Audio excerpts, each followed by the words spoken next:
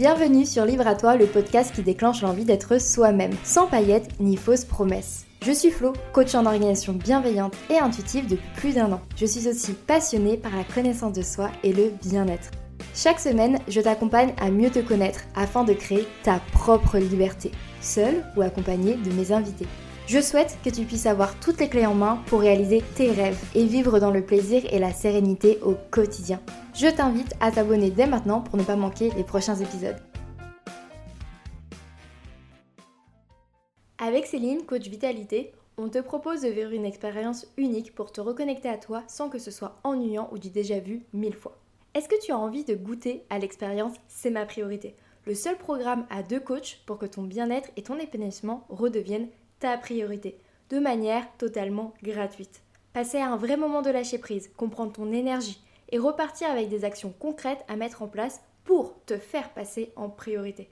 Tout ça, ça va se passer lors de l'atelier Reconnexion 2e édition.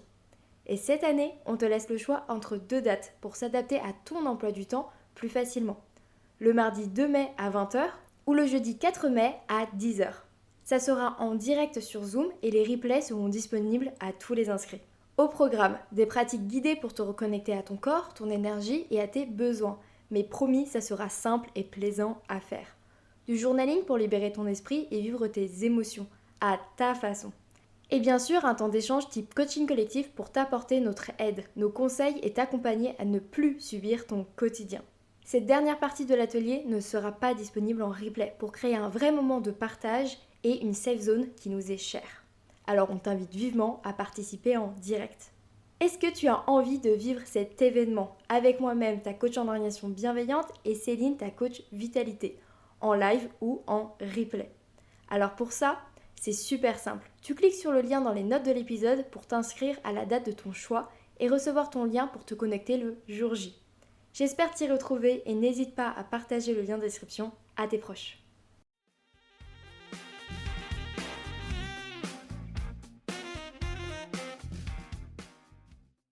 Hello! Aujourd'hui, on se retrouve pour continuer à parler d'organisation. Je vais te partager ce qui, selon moi, fait une vraie différence pour changer ton regard sur ton organisation et adopter un état d'esprit bienveillant et intuitif, afin que tu puisses créer une organisation qui te convient vraiment au service de ton bien-être. Tu peux déjà retrouver la première partie, sortie la semaine dernière, où j'aborde les sujets de la connaissance de soi, de l'observation, mais aussi de la gestion du temps et de la gestion de son énergie. Je t'invite donc à écouter l'épisode numéro 12 avant celui-ci, si ce n'est pas déjà fait.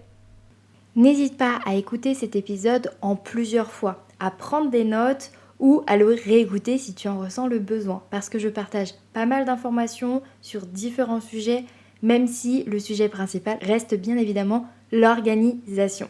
Je te souhaite une très belle écoute. Définis ton pourquoi, ta mission, pour pouvoir retrouver la motivation. Définir son pourquoi ou sa mission, c'est la source de ta motivation. Si tu ne sais pas pourquoi tu fais les choses, pourquoi tu aimes certaines choses, pourquoi tu as envie de te lever tous les matins, pourquoi tu choisis de réaliser tel objectif ou de concrétiser tel projet, tu vas vite te retrouver sans énergie, démotivé, procrastiner, te sentir en échec permanent. Et c'est normal. Si on avance sans but, sans vision, eh bien on n'avance plus ou on se perd en chemin. Aujourd'hui, je vais t'inviter à t'interroger sur ce que tu fais au quotidien. Si cela sert ton projet, si tu te sens motivé au réveil ou si tu as plus envie de rester au fond de ton lit et de tout oublier. Et pour aller encore plus loin, définis quelles sont tes valeurs, tes piliers. Demande-toi pourquoi tu as choisi de réaliser tel ou tel objectif, mais pourquoi tu as vraiment envie de réaliser tel objectif.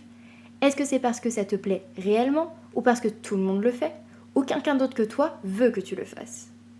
Définir son pourquoi, c'est le chemin vers l'alignement.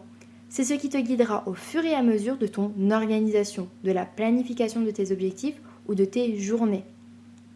Cela te permet de toujours faire des choses au service de tes rêves, de ton ambition. Cela te permettra de mieux définir tes priorités, d'apprendre à dire non, à poser tes limites, parce que tu ne voudras plus mettre ton temps ou ton énergie au service de choses qui ne t'apportent aucun plaisir, ni évolution, ni transformation, ni compétence au service de ton pourquoi. Le pourquoi, ça peut être quelque chose d'extrêmement intime, de secret, ou quelque chose que tu pourrais exposer sur les réseaux sociaux ou même une vidéo YouTube. Dans tous les cas, ça t'appartient. C'est à toi, c'est dans tes tripes, c'est ton moteur. Et le carburant, c'est l'ensemble de tes réussites qui te permettent de vivre ce pourquoi tous les jours. Et tu verras que la fameuse motivation avec un grand M reviendra. Je précise la motivation avec un grand M car la motivation juste avant de passer à l'action est bien souvent liée à notre état émotionnel, physique ou mental. Ton pourquoi peut être très fort et donc ta motivation en béton armé, mais si il t'arrive quelque chose de très compliqué, de très dur physiquement ou émotionnellement, il est possible qu'il soit compliqué de se mettre en action. Cependant, si tu es pleinement motivé par ton objectif, ce ne sera pas un échec, mais de la flexibilité, de la souplesse. Et c'est aussi souvent dans ce genre de situation que la discipline rentre en jeu. Mais il ne peut pas avoir de discipline sans un pourquoi puissant qui t'a fait t'engager avec toi-même pour réussir. Planifie tes objectifs pour les réaliser sans te sentir submergé. Avant de te parler des objectifs et de leur planification, je voulais faire un point sur la méthode en général avant.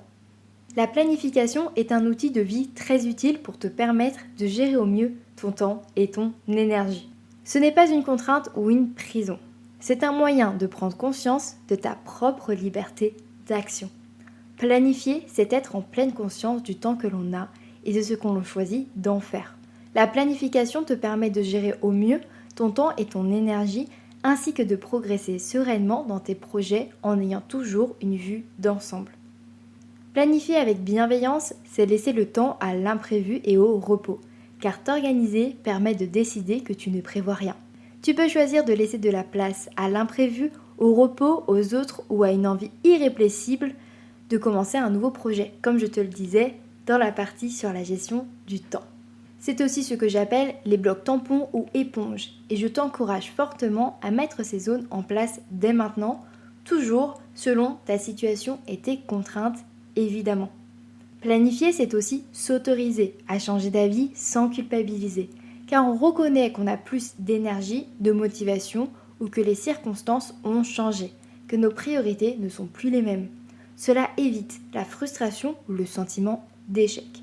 Parce que graver ton planning dans le marbre, ça ne fonctionne malheureusement jamais. On est humain dans une vie incertaine, comme je le disais plus tôt.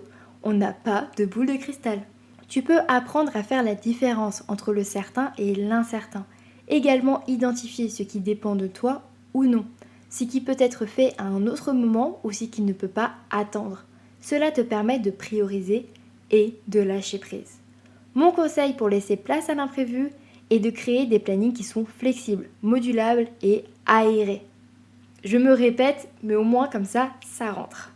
La planification permet aussi de visualiser l'ensemble d'une période donnée, donc de prendre le recul suffisant pour se rendre compte s'il y a des incohérences, des déséquilibres ou si justement on est pleinement satisfait de notre planning. Maintenant que ce grand point est fait, on peut passer aux objectifs. Avant toute planification, il est important de vérifier si tes objectifs sont réalistes, réalisables, spécifiques, mesurables et temporels. Peut-être que ça dit quelque chose. Pour les connaisseurs, ça fait penser aux objectifs SMART. Mais je ne vais pas te parler de cette méthode, mais plutôt d'un concept en général. C'est-à-dire, est-ce que tu as les outils nécessaires, les compétences nécessaires ou possibles à acquérir dans le temps que tu disposes? En combien de temps cela sera justement possible par rapport à ta situation et tes contraintes, ton capital énergie et ton temps? Quelle est ta deadline? Vérifie toutes ces choses et aussi ce qui te motive.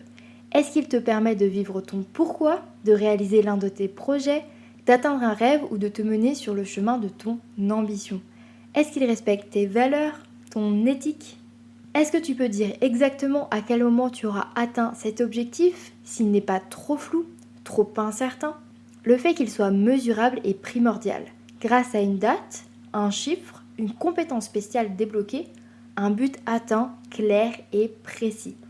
On a beaucoup trop tendance à se fixer des objectifs qui ne sont pas du tout clairs. comme je souhaite apprendre l'anglais. À quel moment est-ce que tu sauras que tu as atteint ton objectif? Quand tu sauras tenir une conversation, quand tu pourras faire un discours en anglais, quand tu pourras suivre une série sans sous-titres. Bref, définis un but clair. Toutes ces questions que je te pose font partie du processus de planification d'un objectif. Planifier, c'est aussi visualiser chacun de ces objectifs pour leur donner une contenance et une forme qui permet de mieux les poser sur papier, écran ou simplement dans sa tête. Mais tu te doutes que ce n'est pas forcément ce que je recommande de tout garder dans sa tête. Au secours la charge mentale. Donc pour les poser justement dans ton outil d'organisation, pour les réaliser, tout d'abord tu peux les découper en étapes, qui sont un peu comme les paliers ou les niveaux de ton objectif. Puis en tâche, en dessous de chaque étape, ce sont les actions concrètes à réaliser pour atteindre ton objectif. Tu peux définir tes tâches à l'avance ou les faire au fur et à mesure que tu avances. Ça te fait peut-être un petit peu penser au rétro-planning. Comme tout, tes objectifs ne sont pas gravés dans le marbre, ils ne sont pas permanents. Si tu décides de l'arrêter, de changer d'avis, de changer de projet, c'est ok. Surtout s'ils ne sont plus alignés avec toi, il vaut mieux parfois tout arrêter que de continuer à mettre son temps et son énergie dans quelque chose qui ne nous apporte plus rien. Et dans ce cas, d'avoir pris conscience de ça, c'est une réussite et non un échec. Réaliser tes objectifs avec sérénité et plaisir. Dans cette dernière partie, avant la conclusion, j'avais envie de te parler de deux mots que j'adore. Le plaisir et la sérénité. Ce sont des piliers pour moi, pour t'accompagner à réaliser tes objectifs, pour te permettre de ne plus te sentir dépassé par ton quotidien ou ton projet. Ne plus être dans la douleur de l'échec ou le sentiment que tu n'en es pas capable. Ah, le plaisir, le kiff, la satisfaction, la joie, le bonheur. Ça nous semble essentiel lorsqu'on en parle comme ça. Et pourtant, souvent, on s'impose tellement de choses dans notre quotidien qui ne respectent pas du tout ça. Bien sûr, il y a des choses dans la vie d'adulte qui ne seront jamais plaisantes, qui nous embêteront et qui n'auront jamais l'air sexy. Mais il y a le moyen d'amener plus de plaisir, déjà en ayant une organisation bienveillante, en écoutant ses besoins, ses envies, son corps et surtout en se connaissant. Bref, je vais pas revenir sur ce que j'ai dit déjà depuis le début de cet épisode. Parce que tout simplement, plus tu te connaîtras, plus il sera simple de rendre les choses plus simples, plus agréables pour toi. Et oui, on revient toujours et encore à la connaissance de soi. Tu peux aussi transformer les tâches ou les moments plus lourds, pour ne pas dire chiants, en moments plus fun, plus ludiques, ou même en les partageant, en les transformant en un jeu par exemple. Concernant la sérénité, c'est surtout du côté de ta charge mentale que ça se joue. Et pour ça, il y a un tas d'outils qui te permettent de la décharger, comme la communication, et oui, parler, ça aide beaucoup. Ou bien le journaling, le listing, le sport, les moments de déconnexion digitale totale. Avoir des moments rien qu'à toi pour ton bien-être et sans interruption ou nuisance quelconque. Mais ça, c'est souvent très difficile à mettre en place quand on ne l'a jamais fait. Donc encore une fois, je t'invite à écouter l'épisode numéro 6, 5 clés pour avoir du temps à soi. Mon conseil, vas-y étape par étape pour avoir tes moments à toi. Quand tu as une organisation qui te convient, tu as plus de structure, donc de clarté. Tu peux tout décharger dans tes outils et te libérer l'esprit. Parce que ton cerveau, ce n'est pas un disque dur, mais il est là pour réfléchir. Donc, tout garder à l'intérieur de toi, c'est vraiment trop dur pour lui. Alors, décharge, libère-toi l'esprit pour que les choses soient plus claires, plus fluides et évidentes. Faire les choses avec plaisir, avec sérénité, c'est tenir sur le long terme. C'est éviter l'épuisement rapide, c'est courir un marathon, pas un sprint. C'est se libérer des injonctions liées au fait que le parcours doit être dur pour que la victoire soit réelle, qu'il faut souffrir pour réussir. Non, réaliser tes objectifs avec plaisir et sérénité, c'est aussi faire de toi ta priorité. Ne plus subir, ne plus te sentir dépassé, mais être dans la réussite. Être fier de toi et pouvoir le célébrer.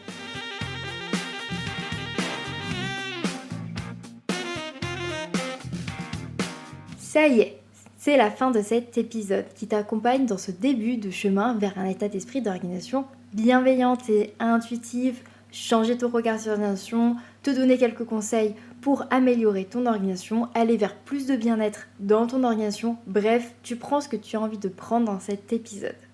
Je t'invite à prendre le temps d'écrire les choses que tu aimerais mettre en place dans ton quotidien, quelles seront ta ou tes prochaines actions vers une organisation différente, plus alignée avec toi et tes besoins.